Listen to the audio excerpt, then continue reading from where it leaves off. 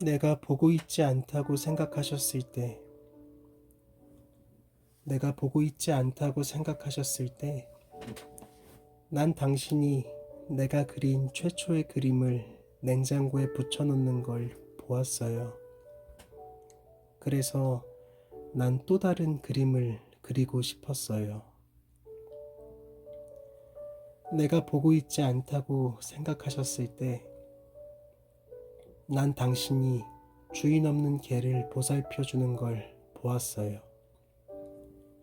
그래서 난 동물들을 잘 대해주는 것이 좋은 일이란 걸 알았어요. 내가 보고 있지 않다고 생각하셨을 때, 난 당신이 기도하는 소리를 들었어요. 그래서 난 신이 존재하며 언제나 신과 대화할 수 있다는 걸 알았어요. 내가 보고 있지 않다고 생각하셨을 때, 난 당신이 잠들어 있는 내게 입 맞추는 걸 보았어요. 난 내가 사랑받고 있다는 걸 알았어요.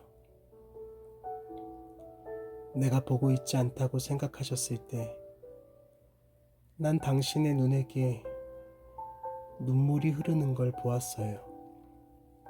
그래서 난 때로 인생이라는 것이 힘들며 우는 것이 나쁜 일이 아님을 알았어요.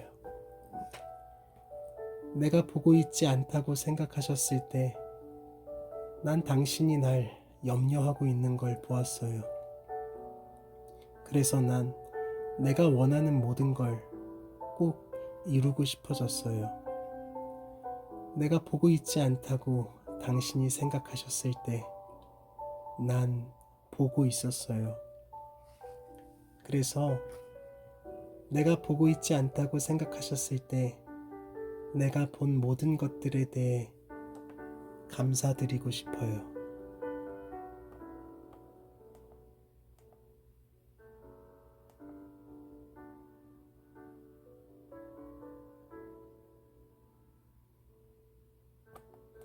안녕하세요.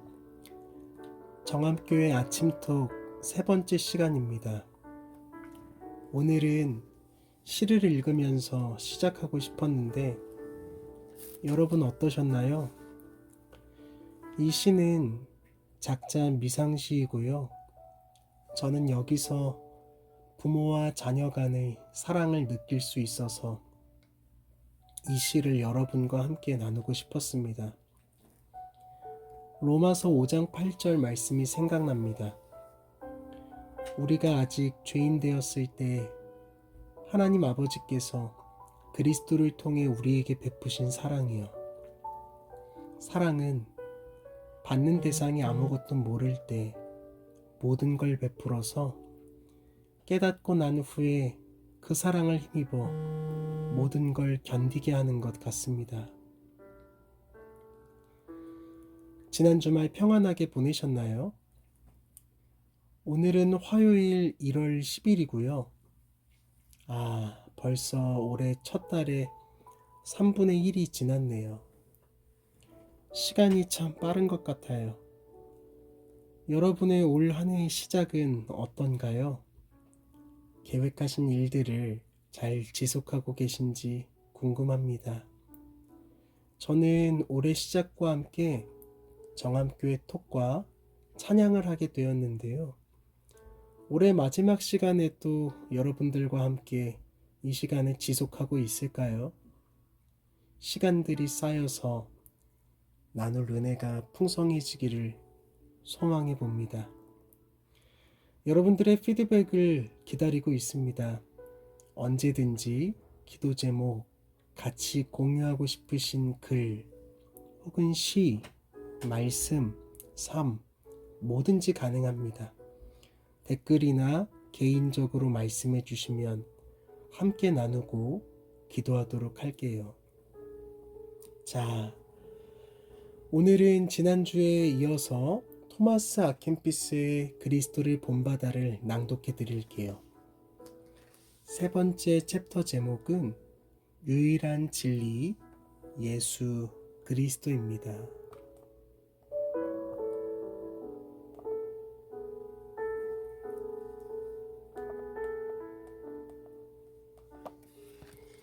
예수님께는 인간의 모든 지식을 통합하는 힘이 있으므로 인간은 예수님과 함께 할 때 내적 단순함 속에서 성장하고 도덕적 삶을 살 수 있습니다. 겉으로 보기에는 진리처럼 보이지만 진정한 진리가 아닌 유사 진리나 화려한 미사여구에 현혹되지 않고 진정한 진리의 가르침을 받는 사람은 행복한 사람입니다. 우리의 생각과 감정은 자주 우리를 잘못된 길로 인도하며 실제로는 거의 통찰력을 주지 못합니다. 실체를 드러내지 않아 분명치 못한 일들에 대하여 논쟁을 한들 무슨 유익이 있겠습니까? 이런 일들을 무시한다 해서 심판대에 비난받지는 않습니다. 유익하고 필요한 것은 제쳐둔 채 보잘것없고 오히려 해가 되는 일에 주의를 기울이는 것은 현명하지 못한 일입니다. 종류에 관한 개념과 종에 관한 개념을 왜 문제 삼는 것입니까? 영원한 말씀을 듣는 사람은 어떠한 다른 의견에도 제약을 받지 않고 자유롭습니다. 만물이 하나의 말씀에서 났으며 만물은 이 하나의 말씀을 선포합니다. 이 말씀은 처음 되시며 우리에게도 말씀하십니다. 이 말씀이 없이는 무슨 일이든지 누구도 올바르게 이해할 수 없으며 올바른 결론을 내릴 수도 없습니다.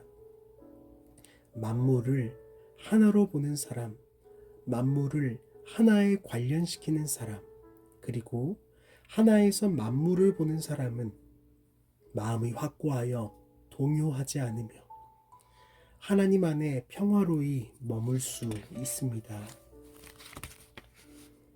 오, 진리이신 하나님, 영원한 사랑 속에서 당신과 하나 되게 해 주십시오. 저는 많은 것을 읽고 듣는 일에 너무 지쳤습니다.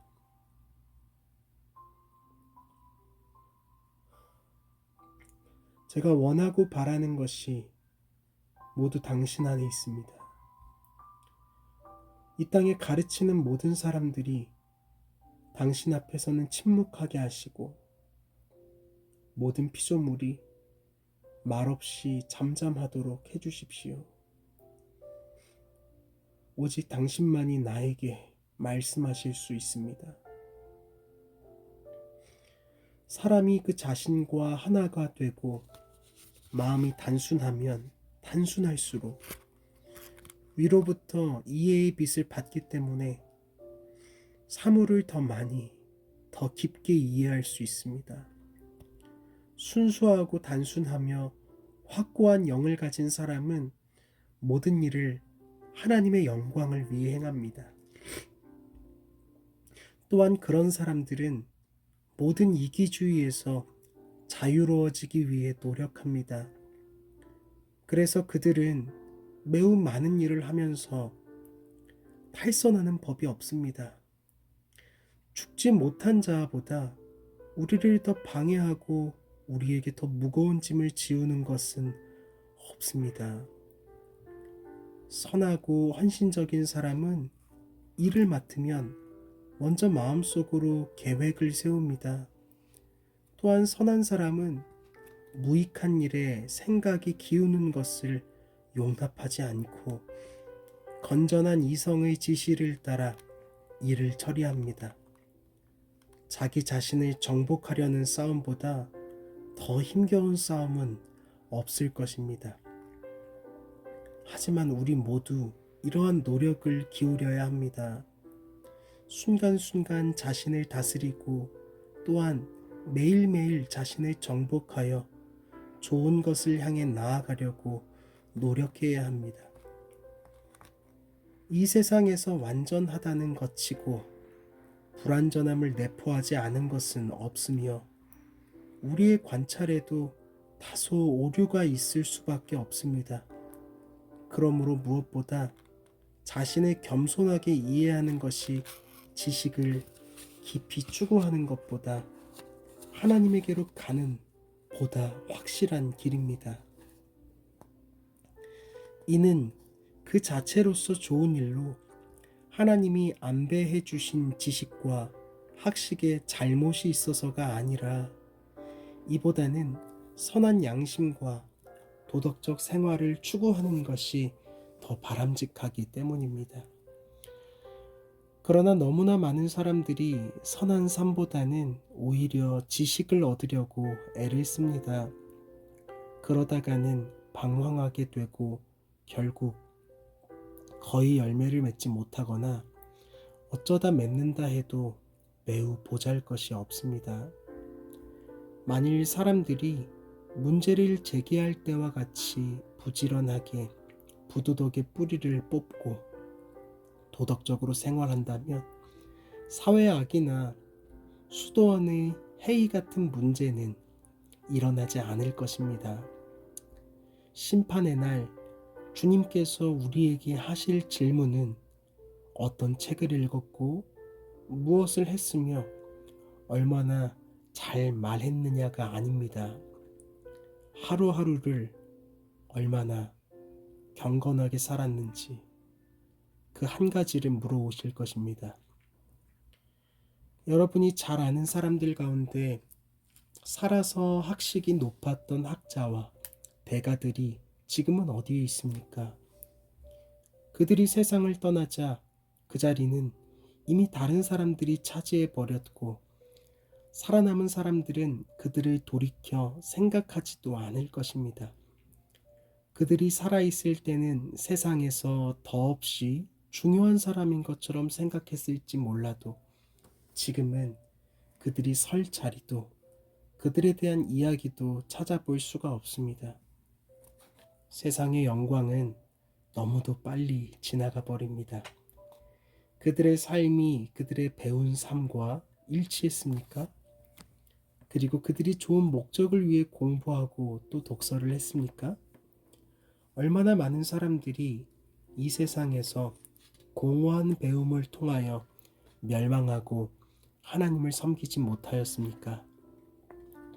또한 그들은 스스로 겸손하기보다는 위대해지는 것을 선택했기 때문에 죽음과 함께 그들 자신의 공론 속에서 사라져버리고 말았습니다.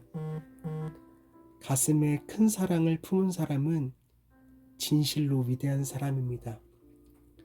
스스로를 작고 낮게 보는 사람, 명예의 절정을 아무것도 아닌 것으로 생각하는 사람은 위대한 사람입니다. 세상적인 것은 모두 썩어 없어질 것으로 생각하고 그래서 그리스도를 얻을 수 있는 사람은 진실로 현명한 사람입니다.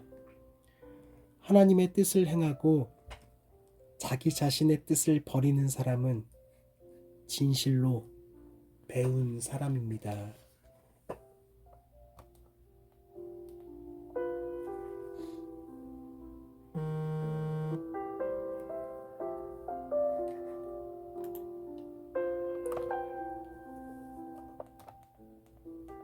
여기까지였습니다. 제가 이 챕터에서 느낀 점은 어떤 사람이 진정 자유로운 사람인가입니다. 예수님과 동행하는 사람, 곧 만물을 그리스도 안에 나타난 하나님의 사랑 안에서 보는 사람은 자유롭습니다. 따라서 위대한 사람이란 큰 사랑을 품고 자신을 낮게 보는 사람이며 배운 사람이란 하나님의 뜻을 행하고 자기 뜻을 버리는 사람이며 현명한 사람이란 썩어질 것을 버리고 그리스도를 얻을 수 있는 사람입니다. 여러분은 어떠셨나요? 오늘은 지난 주일에 드렸던 주일 예배에 대해서 짧게나마 설교 내용을 요약해 말씀드리려고 합니다. 물론 들으셨겠지만 이렇게 또 요약해서 말씀드릴 때 주일의 설교를 다시 회상하면서 묵상해 보는 것도 좋을 것 같다는 생각이 듭니다. 주일 설교는 짧게 요약하자면 지금 진리의 영으로 예배하라는 메시지였습니다. 요한복음 4장 수가성 여인 본문이었는데, 요한복음은 모든 그리스도인에게 예수님을 구원자로 믿고 영생을 얻게 하려고 기록한 복음서이죠. 말씀에서 예수님은 교만한 사람들에게서는 떠나시고 약하고 마음 상한 사마리아 성 한 우물가 여인을 찾아가십니다. 여인이 가진 삶의 문제는 예수님을 만나서 예배의 소재가 됩니다.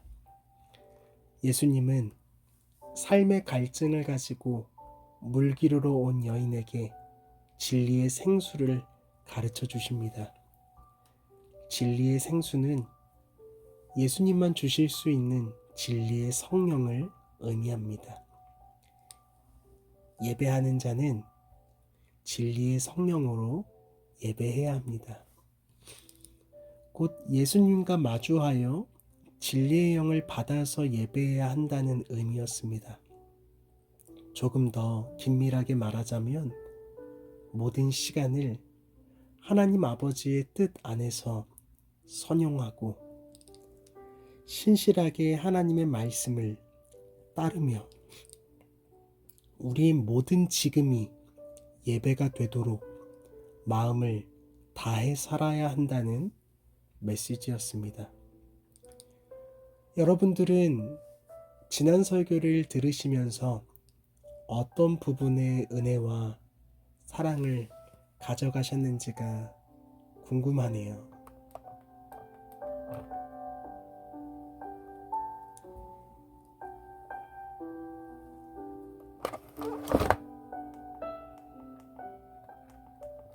자, 이제 마지막으로 하나님을 찬양하는 감사기도 365일 중 1월 10일의 메시지를 읽어드리겠습니다. 부제는 나는 오늘 성실하겠습니다 이네요. 내용은 내 안에 담긴 아버지의 영광이 드러나게 하소서. 나를 향한 아버지의 성실하심이 유효함을 믿습니다. 그 성실하심으로 나는 오늘 성실하겠습니다 입니다. 말씀은 시편 119편 90절 91절입니다. 주의 성실하심은 대대에 이르나이다.